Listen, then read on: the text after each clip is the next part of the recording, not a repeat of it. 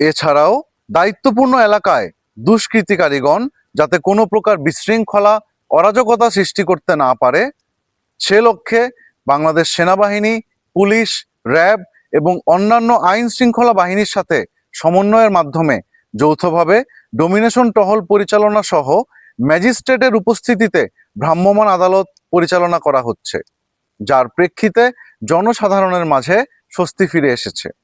উল্লেখ্য, নির্বাচনী এলাকার বিভিন্ন গুরুত্বপূর্ণ স্থানে চেকপোস্ট স্থাপন করে বিজিবির বিশেষায়িত K9 dog squad, drone, body on camera এবং এপিসি গাড়ি ব্যবহার করে বিশেষ টহল জোরদার করা হয়েছে, যাতে যে কোনো অনাকাঙ্ক্ষিত পরিস্থিতি দ্রুত শনাক্ত ও নিয়ন্ত্রণ করা যায়।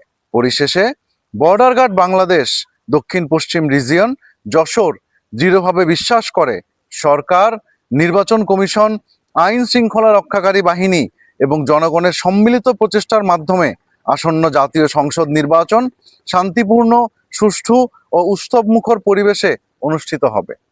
দেশের জনগণের আস্থা ও বিশ্বাসকে সর্বোচ্চ গুরুত্ব দিয়ে বিজিবি সংবিধান ও আইনের আলোকে তার দায়িত্ব পালন অব্যাহত রাখবে। আল্লাহ হাফিজ।